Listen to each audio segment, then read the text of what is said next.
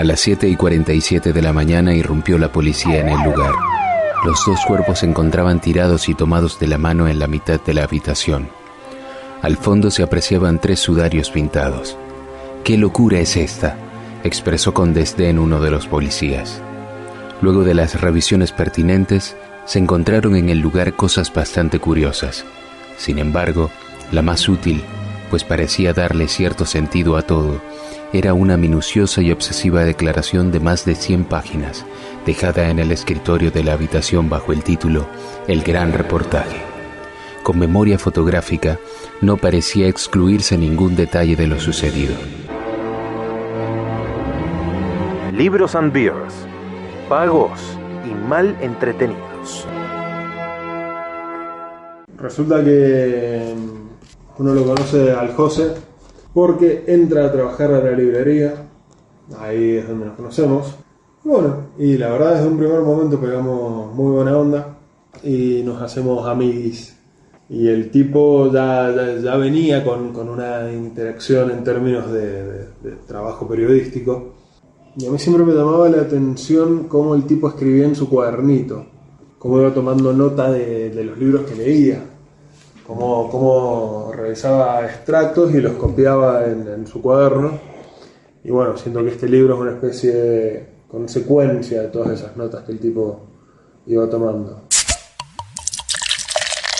Bueno, el libro se llama El brillo, del querido autor y amigo José Miguel Vivas, quien amablemente puso su voz al fragmento de inicio de este podcast.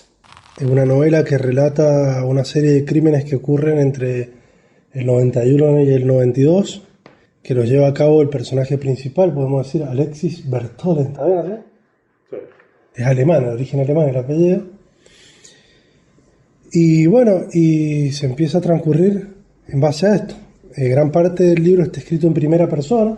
El libro arranca con una de las escenas finales, donde bueno, está el cadáver del asesino y un cadáver de Ana, y encuentran unos escritos que entiendo que son la mayor parte de lo que hoy es el libro.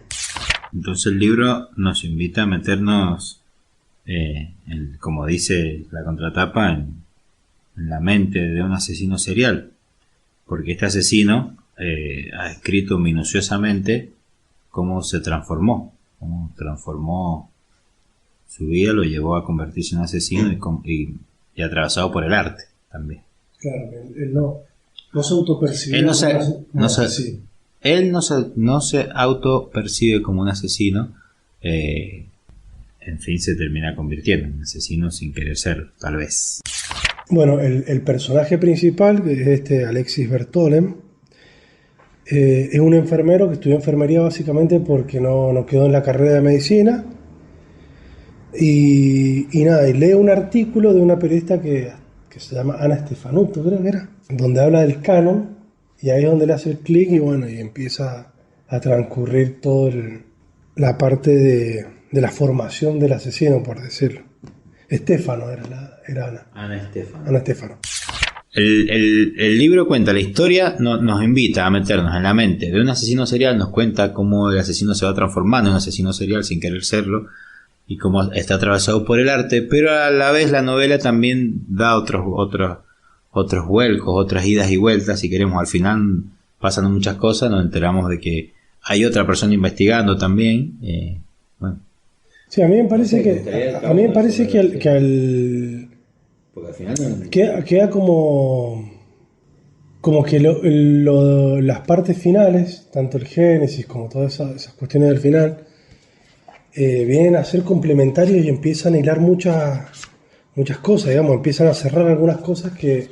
Sí, pero te muestran que al final era que en la novela... Era un personaje principal ella, y estuvo todo el tiempo oculta. Claro, no. Lo que la parte final es como que vos empezás a leer cosas que te hacen cerrar acontecimientos que venían con anterioridad pasando. Tanto la llamada por teléfono. El libro redacta eso, que como Alexis se empieza a presentar o a preparar como un asesino, cómo se empieza a preparar tanto Muy, induciendo como empezando con animales y cuestiones así. Sí, porque eso está bueno decirlo, que él se tiene un entrenamiento para comer. Claro, sí. Y después al fondo, al final del libro, aparece, deja de transcurrir esto en primera persona, que deja de escribir Alexis, y hay un apartado que escribe Ana o Anquica, y empieza a aclarar que ella intenta llevarlo a eso, a inducirlo a eso, con sus columnas, con que ella lo seguía, con algunas intervenciones que hace de afuera con el tema de la llamada, claro, o la llamada del mozo, viste, que en un momento, nada, como que te empiezan a cerrar las cosas. Yo creo que algo importante para establecer justamente la historia de la novela, al menos, o sea, si lo ponemos en términos de cómo va avanzando el libro, es importante destacar de que el libro comienza por el final. O sea, el libro comienza con Alexis habiendo consumado su último asesinato, su última obra de arte, y termina ese primer capítulo y justamente comienza la historia de Alexis, ahora sí en términos cronológicos.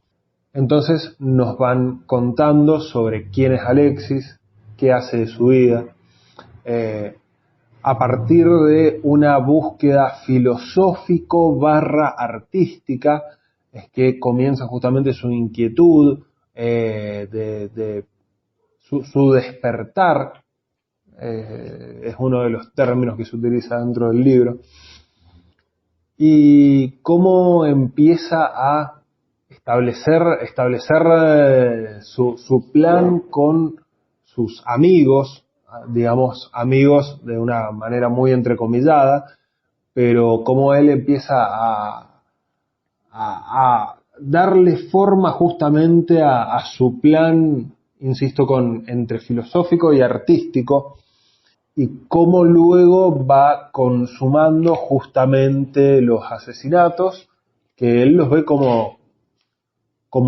preparación para algo posterior. Cada asesinato constituye una parte de una obra de arte. Exactamente. Alexis lo que plantea es que tras asesinar a 3 personas puede dar por consumada su obra artística, y a la vez plantea esta obra artística como una consumación de una ideología, pongámoslo en esos términos, influenciada a partir de Nietzsche, y es como justamente una de las partes más enroscadas, tal vez podríamos llegar a decirlo. También nos habla de cómo el autor, José, también la perspectiva filosófica del autor, quizás no de una forma directa, pero sí claramente denota una preparación, una lectura previa, una búsqueda justamente de cómo estructurar eso. Entiendo que por supuesto, o sea, acá viene la parte, si tenés ganas inclusive el origen justamente de cómo se llega a la concepción de un libro. Si es una inspiración que llega, si es algo que se va buscando, siendo que bueno, o sea, justamente ya entramos en ese gris hermoso de cómo es que el autor termina estructurando la historia, si se le ocurre, si la trabaja, o ambas. Pero bueno, siento que justamente es eso, una búsqueda en términos tanto artísticos como filosóficos. Yo creo que a los 3 nos ha pasado algo con este libro que al conocer al autor también nos ha permitido conocer un poco más al autor en esta elaboración de la obra, como decías vos, Muque, porque bueno, habla mucho de filósofos, de diferentes estilos de vida, como, bueno, vos recién los mencionabas, Schopenhauer también habla mucho con la primera víctima, y también ha sido una lectura linda porque conocemos al autor, entonces ha sido una manera también de saber cómo lo ha elaborado y conocer un poco más a través de una obra, de un escrito al autor que lo conocemos. Creo que recién decía vos, Muque, que empieza la novela con el final, pero también al final, si queremos, de la novela, da como otra vuelta cronológica, porque nos hace rever toda la novela en el Génesis y nos presenta a la mujer Ankika. Sí, Ana, que claro, ella firmaba como Ana, pero era Ankika. Nos presenta, al final nos hace rever toda la novela, porque nos vas contando por páginas lo que va sucediendo y cómo ella intervenía en el relato y en esta declaración que hace el asesino al final de su obra. Tiene como dos idas y vuelta, al principio y al final también otra vuelta cronológica, nos hace rever toda la novela, y eso me parece muy interesante, muy rico, porque estás llegando al final y te das cuenta de que había alguien oculto durante toda la historia, que estuvo ahí siempre presente y estuvo haciendo una investigación por afuera, y que también relacionándolo con lo que decía el Munqueño al principio, con estas anotaciones que hacía el José mientras trabaja, digamos, me imaginé también a Ankika en eso, ¿no? Porque ella también hacía esas investigaciones, todo el tiempo estaba ahí, era como el investigador fantasma que estaba ahí. Ella va al bar, se presenta, él nunca la persigue, nunca la nombra, y conocemos todos sus miedos que ella misma generaba. Me parece que ese final es muy, muy bueno. Bueno, igualmente acabas de decir ese final. Sí, que en realidad no lo es. Claro, a ver, o sea, yo siento que una particularidad del libro, como bien lo dije hace un momento, el libro arranca, el primer capítulo, en términos cronológicos, vendría a ser el último. O sea, el libro comienza por el final. Luego va estructurando toda la historia, tenemos esa especie de apéndice, en donde Ana Stefano da todo su parecer respecto de cómo es el caso, sus anotaciones, su cuaderno. Y a mí me pasó algo simpático, que es que yo este libro lo leí 2 veces. ¿Por qué? Porque lo leí una primera vez y cuando lo terminé me di cuenta que lo lógico, lo que continuaba, era leer ese primer capítulo que a la postre estamos diciendo que es el último.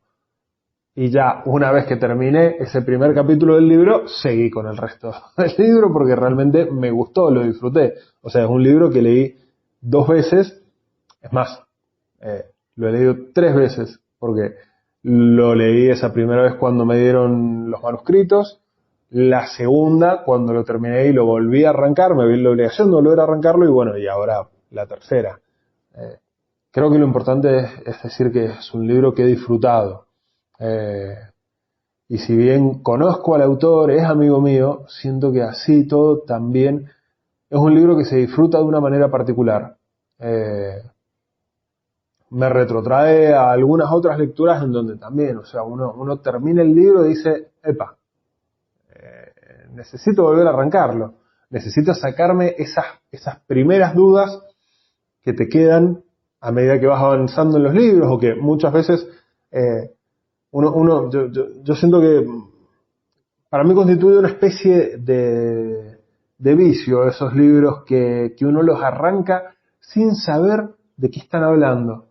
Me hace pensar en Distancia de Rescate, de Samantha Schweblin. O sea, es un libro que vos arrancás a leerlo y no sabés acabadamente de qué trata o qué es lo que está pasando realmente.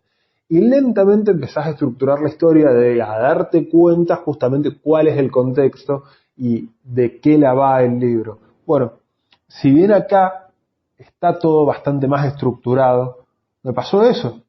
Terminar el libro y decir, para que me quede claro todo, tengo que volver a leer el primer capítulo. Y bueno, ya seguí nomás dándole. Sí, yo creo que los 3 volvimos a leer el primer capítulo, porque le das como el cierre con las apreciaciones de Ana, le das el cierre. A mí me pasó eso de la cuestión esta del final, de que al principio es como que vas caminando ahí medio en puntita de pies porque no entendés muy bien qué está pasando con el asesino, con Alexis, qué sé yo. Y al final, cuando cuenta un poco la infancia de él y todas esas cosas, ahí empezás a entender también las lecturas de Alexis, con la biblioteca del padre, esa cuestión que se plantea al principio como la deshumanización, como la cuestión que, esa hipocresía social que menciona, ¿viste? Que ahí empezás a cerrar esas dudas. Sí me quedó, más hasta el final me quedaron un montón de cuestiones rebotando. En un momento digo, che, y capaz que, porque como se plantea el libro, es como, nada, como el gran reportaje. Y si vos te fijas, nombra a un periodista, al arranque empieza con un periodista que recapitula eso, que fue, nada, como que fue recolectando toda la historia y que el chabón de la nada se muere de un infarto. ¿Viste? Muy parecido a como se morían, o decían que se morían las otras víctimas que nada, que le inyectaba cloruro de potasio, ¿viste? Me generó algo más, así como decir, che, ¿y esto no será por otro lado? O en un momento también digo, capaz que en realidad la que estaba escribiendo todo era Ana, porque ya la que iba siguiendo todo y lo indujo, qué sé yo. Pero nada, me generó eso, decir, ¿viste? Me dejó pensando una banda y me dejó un montón de dudas. Y también el tema de que si usted pone a ver las fechas viste que da las fechas de cada asesinato. Fíjate que los tiempos se empiezan a cortar, empiezan a ser cada vez en menor tiempo. Pero bueno, nada, esos son detalles. Por ahí lo que no me quedó muy en claro es lo del periodista. Como que de qué la juega el periodista y después qué sé yo, no sé, lo del artículo. Tampoco hace mucha mención de qué dice el artículo, de lo del canon. ¿Hay solo un canon? O sea, no nombra, no da mucho detalle de eso, me parece. No. Pero digo, ahí como que en eso no me terminó de cerrar muy bien. Hablemos de lo que dice la contratapa. Esto de que nos mete en la mente el asesino. ¿Lo sienten así? ¿Sienten que realmente pudimos conocer el objetivo de Alexis de crear una obra así oscura? Como que, porque yo creo que él en su escrito te mete en su objetivo, no sería su objetivación, sino sus objetivos o sus excusas para llevar adelante esta obra artística, y no lo hace ver, no te lo muestra como algo malo llevar a cabo estos asesinatos. O sea, en su mente de asesino serial sería, digamos, no sé cómo. Sí. Es que volvemos a lo mismo, él no se autopercibe como un asesino. Y por ahí Ana o Anquica lo que pretendía era hacer un gran reportaje, una gran cobertura sobre el primer asesino serial de su país, que en teoría sería Alexis. Pero digamos, él no se percibe como un asesino. Es más, Bueno, igual acá nos presentan como que es un asesino. Sí, bueno, él no se autopercibe. Por eso, como hasta esa justificación de que yo no soy un asesino, yo soy un artista. Bueno, por eso también está el tema del canon y toda esa Claro, cuestión. y él, sí, me parece que...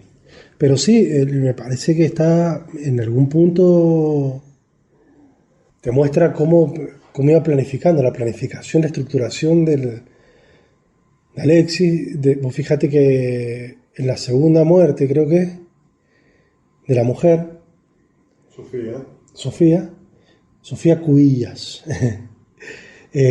Vos fíjate que él era el enfermero de ella en el hospital. Y por ahí nombra algunos recursos, menciona recursos de que cambiaba hasta el timbre de voz porque lo trataba de llevar a ser un barítono, que es un registro casi el registro más universal de las voces masculinas, para pasar desapercibido. Pero esos pequeños detalles que te va mostrando de cómo iba actuando él para descubriéndose antes de lo que iba a hacer, y también cómo se persigue. Porque fíjate, cuando le suena el teléfono que lo llama el mozo, se repersigue. O cuando está con Sofía y suena el teléfono, se repersigue, digamos. Él todo el tiempo, por más que no se autoperciba como un asesino, sabe que es un asesino. Él no es un psicópata. No le importa, o sea, le importa no ser descubierto antes de finalizar su obra, ¿no? Es como...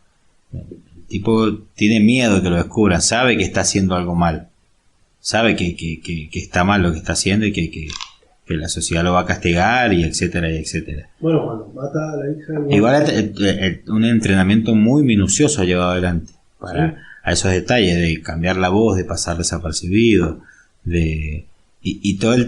con Sofía cuando habla de Dios y todo eso, él tenía recursos también por esta biblioteca que tenía, que al final no enteramos que tenía una biblioteca enorme en su casa. Tenía también, sabía pasajes de la Biblia. Sí, la Biblia. Entonces ahí todo hay un tema que él también tenía esos recursos.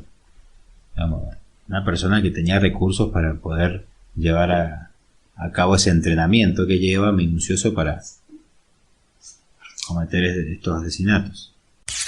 Bueno, igualmente no terminaste de comentarnos, Barro, si vos crees efectivamente que uno logra adentrarse en la mente de un asesino serial. Cuando generalmente pensamos en un asesino serial, pensamos en un psicópata que no le importa por ahí ser descubierto o quiere ser descubierto o busca por ahí, viste, el ser descubierto, deja indicios o deja... No sé.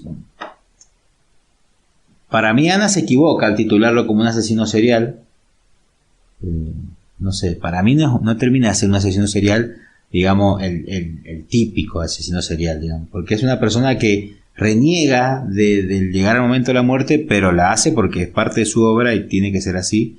Pero no sé si él no se considera ni la muerte ni ese morbo por la muerte siendo enfermero nunca nos da indicio también, que nos podría haber dado un indicio de que a través de la enfermería y estar en contacto con gente muerta, gente que está cruzando el umbral de la muerte, no nos da nunca un indicio de esa digamos curiosidad por la muerte, un incentivo que le facilitara el estar cerca de un hospital, el acceso a la muerte. No, siempre tiene un rechazo hacia la muerte. Él no quiere y busca los métodos menos invasivos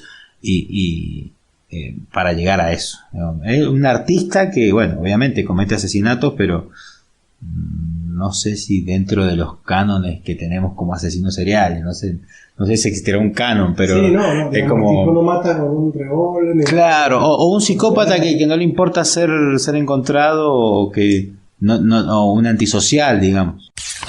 Bueno, pero es que siento que, a ver, o sea, hay un fundamento filosófico, ético, estético, inclusive, por detrás. O sea, desconozco, a ciencia cierta, desconozco si es un punto en común dentro de los asesinos en serie, justamente tener esos puntos de seguimiento. La verdad no he leído literatura al respecto y no siento que no es este momento de ponerse a pensarlo, pero así todo sí me resulta interesante eso, y creo que en cierto sentido nos da la pauta de cómo sería. O sea, uno logra imaginarse justamente cómo sería un asesino en serie. ¿Puedo agregar algo? Yo creo que vuelvo a lo mismo, que ya no sé cuáles son los parámetros, pero tal vez el asesino en serie se terminaría de licenciar en uno si luego de hacer esta obra artística para él hubiera continuado con una segunda obra artística, o hubiera continuado de alguna manera con una expresión artística entre comillas para él, llevado adelante con otros asesinatos, digo. Un parámetro y una búsqueda de un asesinato, digamos, que llevara a eso. Digo, en esto de que no sabemos cómo, pero sí, obviamente nos metemos en la mente de un tipo que se convierte en asesino. Eso es indiscutible, obviamente. Igual ahí yo no sé si coincido con esto de que él podría haber seguido. Porque el plan de él, quizás original, no era matar a estas 3 personas y retirarse. Con todo lo que él se había cuidado, se había preparado, sin dejar indicios. Vos fíjate que las 3 muertes las toman como, qué sé yo, como un paro cardíaco, cosas así, pero no como un asesinato, digamos. Ninguna. Por lo preparado que estaba él. Pero con esta imposibilidad de seguir adelante, yo creo que se da cuando él descubre los planes de Ana. Porque cuando están juntos, qué sé yo, él en un momento nos menciona que le pega a Ana, la noquea, y descubre en la casa de Ana todas las cuestiones que lo venía investigando, lee todo y decide terminar con su plan, tanto con la vida de Ana como con la de él. Y su obra termina ahí y fin. Pero yo no sé qué hubiera pasado si si él no descubre que Ana era la periodista que lo estaba incitando, que lo estaba siguiendo, que lo estaba registrando. O sea, ahí me parece que es como re delgada la línea esa de si hubiera seguido o no con la obra. Yo creo que él desde el momento en que le da la sobredosis a la hija del gobernador, ahí se ve venir que se le terminó, digamos. Se empieza a perseguir mal. Cuando ve al otro día todas las tapas de los diarios, o sea, no es que una vieja en el hospital que se fue, que estaba en las últimas y se murió. Es una muerte que se sabe que se va a investigar. Y más con la asesora de la hija del gobernador que ya lo había fichado, que sabía que se habían ido juntos, que, digamos, para mí se vio muy encerrado y termina descubriendo lo que pasa con Ana. Yo no me acuerdo muy bien, pero yo creo que capaz que en el primer asesinato que asesina este tipo que conoce en el bar, ahí habla mucho de la filosofía, de la vida, y me parece que ahí puede estar el por qué no sigue con estos asesinatos luego de hacer esta obra, y también nos muestra un poco su filosofía de vida, que al final pelea con la del otro, el otro era un seguidor de Schopenhauer y Sí, este como que fundamentalista. y claro, me parece que ahí también puede estar una faceta importante de este asesino.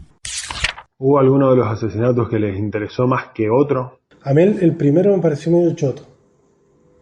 Digamos, hay una cuestión ahí media filosófica. El primero se llama en términos filosóficos, discusiones así, qué sé yo. El segundo me parece bastante empujado. Pero hay una cuestión religiosa. Sí, religioso. Y el tercero me parece que es una cuestión más de venganza, ¿viste? De poder decir, bueno, a ver, el gobernador es un sucio corrupto, nos vamos a cobrar con la muerte de la hija, y nada, como para decir, che, que ahí se da toda una cuestión con una compañera de trabajo que no le alcanzaba, Sí. que odiaba a la hija. A mí me parece que ahí nos muestra también una faceta, puede ser. A mí ese asesinato me pareció. ¿Te gustó? Sí, porque también ya entra en escena Ana y cómo se utilizan los contactos, qué sé yo, cómo se mueven adentro de todo para lograr el cometido, cómo él en esa rueda de prensa logra captar la atención de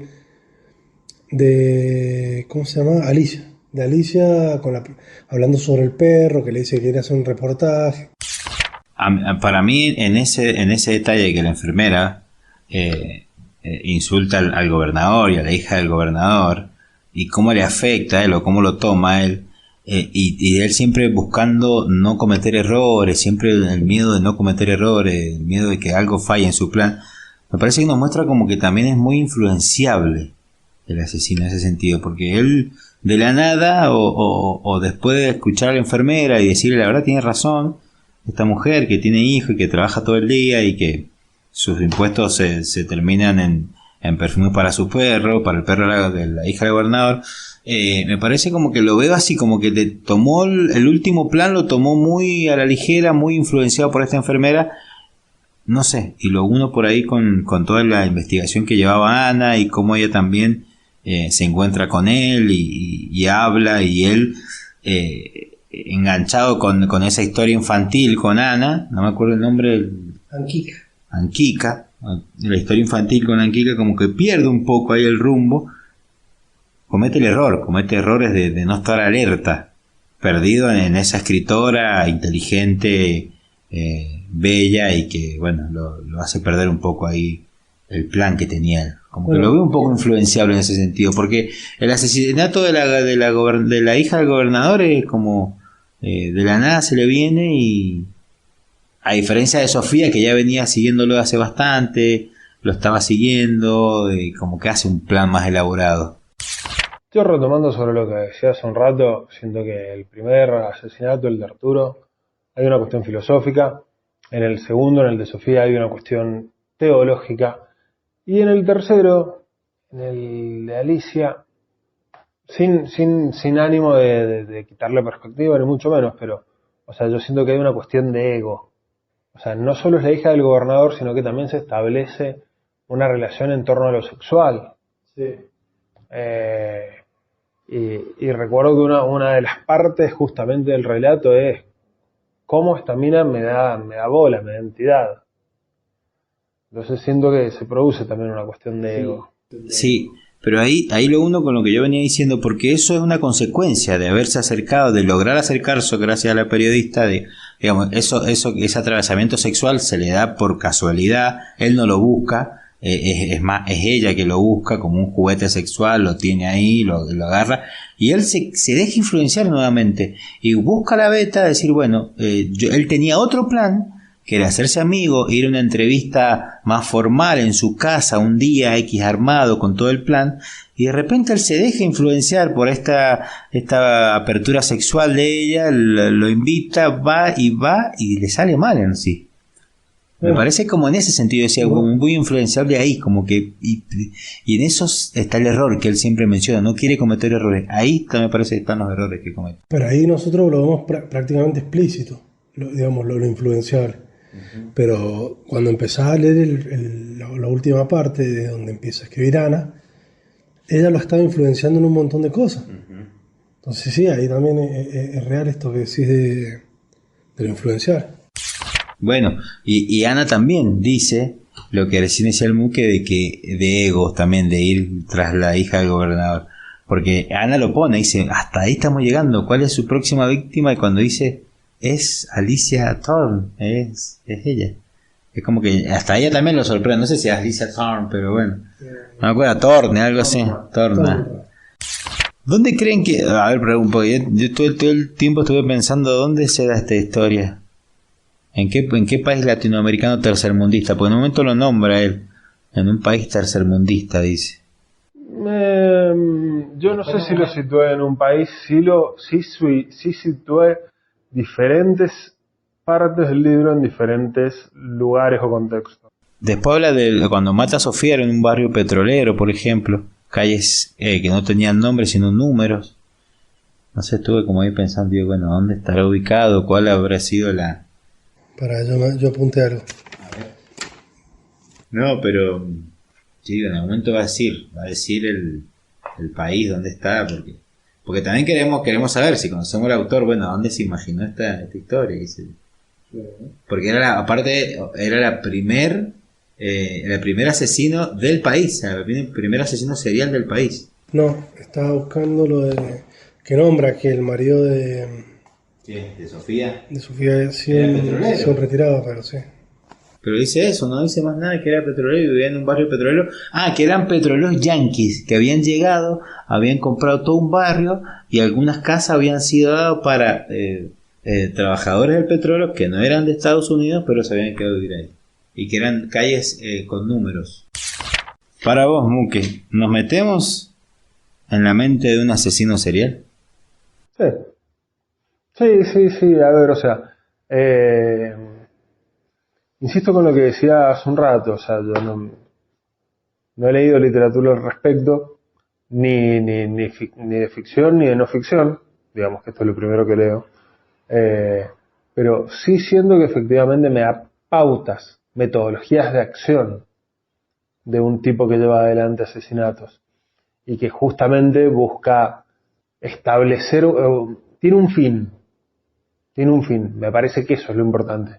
Siento que muchas veces Asesino en Serie hace referencia a un tipo que busca una X particularidad en las personas para decir, bueno, voy a matar a este tipo. Pero el caso... estereotipo, ¿querés decir? No, quiero decir que, a ver, o sea, habitualmente un asesino en serie busca o mujeres de tal a cual parámetro etario, sí, de tal o cual color, o de tal o cual profesión, o en fin, acá no tenemos eso.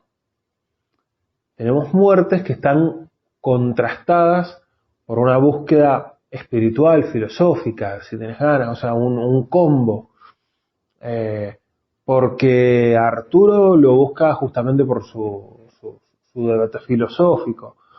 A Sofía la busca por una cuestión, insisto, teológica, a ver, religiosa, espiritual, si tenés ganas de corrernos. Y bueno, lo de Alicia sí ya es una cuestión más amplia. Siento que en un primer momento sí, ok, es la hija del gobernador, pero a la vez es toda una cuestión, o sea, es la típica mina sumamente superficial, sumamente egocéntrica, y güey, también era eso lo que producía repulsión de su personalidad. Y a la vez es eso, creo, lo que termina atrayendo a Alexis a, bueno, decir, o sea, estoy por coger con esta mina. Por un lado la quiero matar, pero por otro lado quiero coger. Sí, a mí lo que me parece por ahí es que tanto en la preparación de él como en los asesinatos, viste que lo que nombra el Marco, de que no es el típico asesino que acuchilla, que no sé, que mata tiros.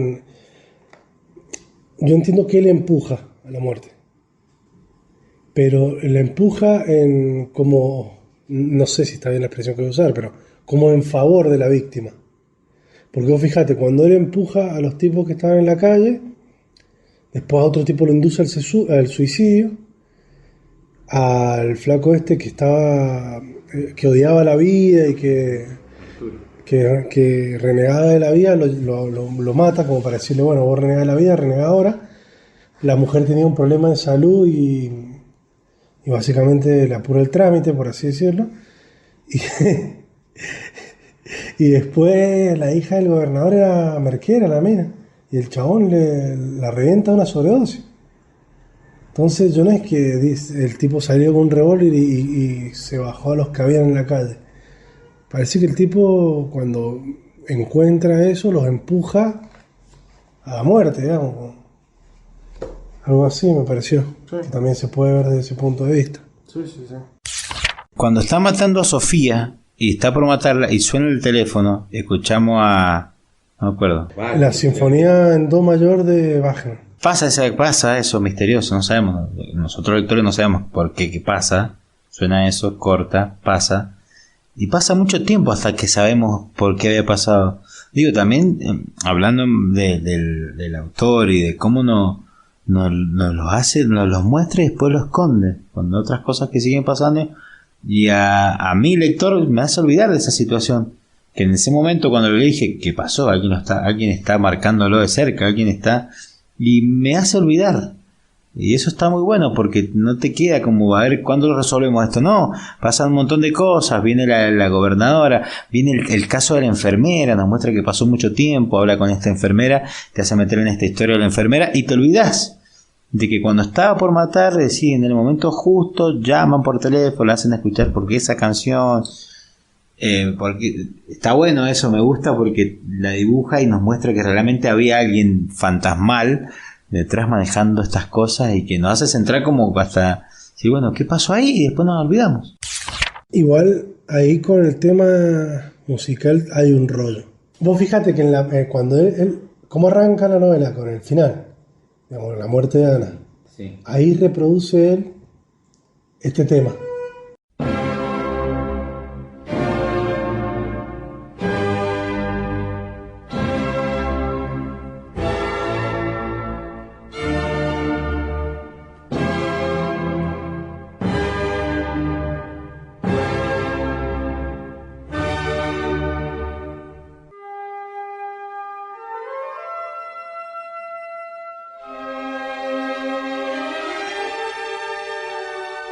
Fíjate que pasa eso.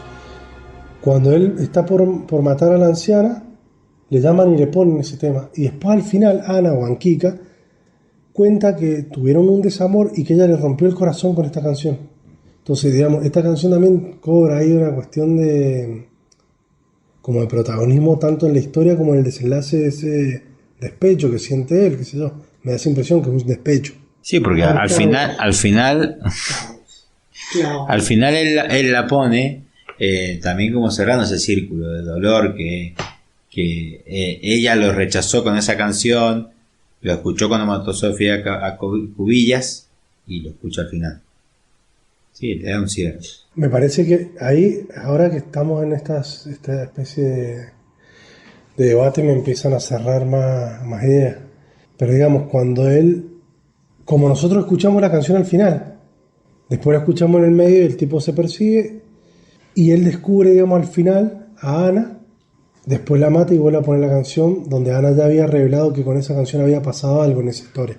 Entonces, sí, ahí puede ser eso. Recién ahora lo pienso así. Parece que la estructuración del libro es como, si bien tiene quiebres por momentos temporales y todo, es como que bastante lineal. O sea, los quiebres son bastante lineales. No sé cómo explicarlo bien. Pero no es que va y viene todo el tiempo, digamos. El momento que está desarrollando la historia, la desarrolla, después hay un quiebre y vuelve a desarrollar otra. Digamos, es como muy lineal en ese sentido. Sí, a ver, o sea, Plata quemada era la que iba y venía. tenía momentos en que iba. Había una que iba y venía. No, Austerlitz. Ah, No, y... la de Verne. No, la de Verne no, la de Tú eres para mí. Tú eres para Tú eres para mí. Iba y esa volvía volvía todo el mucho, tiempo. esa era. La revolución es un sueño eterno también iba y venía. También. No, a ver, o sea, este es un libro. Acá al final nomás. Exactamente, un Pero libro al principio. sencillo. O sea, un libro sencillo, no tiene muchos recovecos, no tiene muchas vueltas. Y. A ver, siento que nosotros en la librería siempre. Una de las formas que teníamos de recomendar libros era decir: mira, este es un libro. Yo decía que eran libros efectivistas. Efectivos y efectivistas. Lisos, llanos, concretos, que te hacen pasar un buen momento. Por ejemplo, claramente la historia es autoconclusiva, ¿no es cierto? La historia es autoconclusiva y siento que tiene márgenes para establecer una seguidilla. No sé si sobre este mismo tema, no sé si sobre Alexis, pero siento que tiene márgenes para establecer una continuación. Pero así todo, siento que el libro funciona así. O sea, tiene un inicio, un punto medio y un desenlace. Y siento que es un libro que se disfruta así. Siento que es un libro que me llevaría a mis vacaciones. A mí lo que me pasó es que siento que a diferencia de otros libros, no le sobra nada. Porque no hay momentos donde se pone denso, no hay momentos donde se pone reiterativo. No es un libro largo.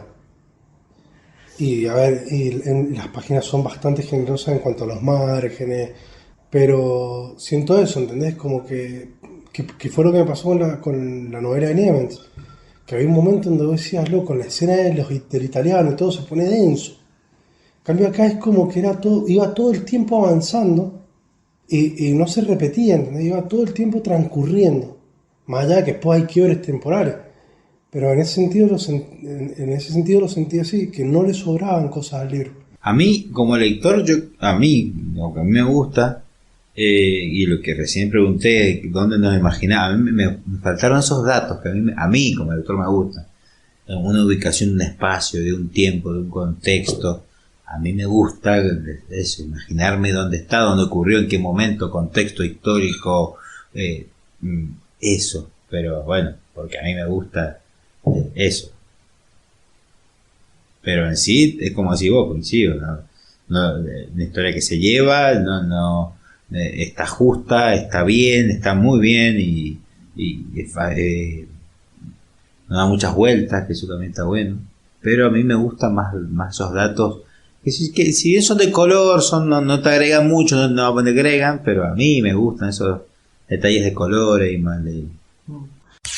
Me gustó. ¿Quién fue bueno? Me gustó y la recomendaría. Y somos unos afortunados en la primera edición. Tenemos la primera edición de este libro, sí, es verdad eso. Andás a ver las navegaciones que tendrá. Pero sí, a mí también me gustó. La estética, ¿qué les pareció esto? Me hizo acordar mucho este corrugado. Me hizo acordar mucho al Paint. ¿Viste cuando tenías eso? Cuando ibas, viste que ponías a hacer el Paint. Me gustó, boludo. No me disgustó. El color del papel me encanta cuando suena así, no es el blanco pálido, Si no este medio amarillento me gusta. Sí, eso está bueno. La fuente me parece que está en un tamaño ideal, digamos. Siempre el libro es como... Me parece que tiene que tener una Es una fuente edición, aparte un libro cómodo para leer, grande. muy cómoda. Muy cómodo para leer, muy cómodo para leer. Y me ha quedado resonando, y esto también digo, muy cómodo para leerlo descalzo en la playa. Muy cómodo. A todo esto, El nombre. eso, el nombre. ¿Qué onda? ¿Por qué el brillo? Por esto, la ilusión desbordada y el brillo de nuestros ojos. Oh sí, el mismo brillo que gana la vida con la muerte. Nuestro brillo. Para mí hace referencia a eso que recién decía el Matías, eso que lo empujaba al tipo a decir, este es el que voy a... Ese brillo, como el secreto de sus ojos, ¿no? Algo veía. Bueno, ahí no sé En cómo- Arturo veía algo, en esta mujer que estaba sola, que se quedó sola luego que se murió su marido, en Alicia, y toda la repulsión que surgía a la enfermera, ahí está. Me pasó algo muy loco con eso que acabas de decir del secreto de sus ojos. Si bien son distintas las tramas y todo, vos fíjate que el secreto de sus ojos arranca con la escena del crimen. Y al final se descubre lo que pasó. Claro, encontré esa similitud, la escena. Por lo menos cuando empiezo a leer, al principio, los cadáveres y todo, me trasladó a esa imagen, que después empieza a pasar todo.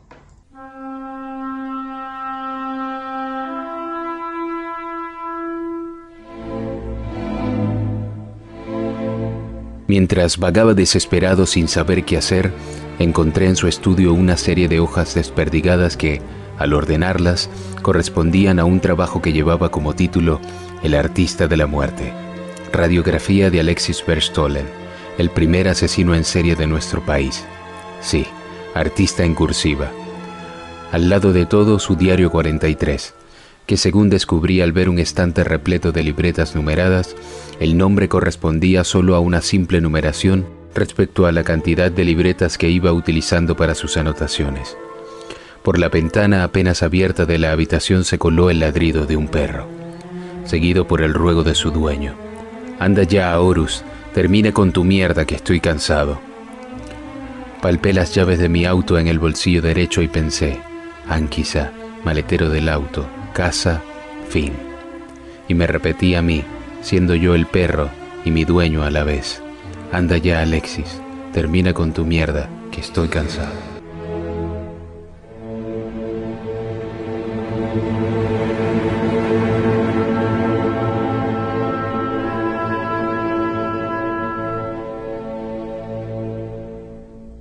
Bueno, amigas y amigos de Libros and Beers, hemos llegado al final de este episodio.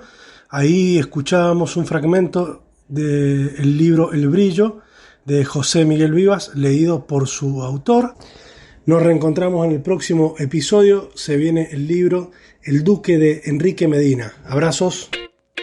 Libros and Beers. Libros and Beers. Un podcast de literatura. Cada tanto nos juntamos, tomamos una cerveza, birra, polarizada, chela, porrón, chicha, fresca. Y hablamos de libros. Descaradamente. Libros and Beers. Seguinos en @librosandbeers.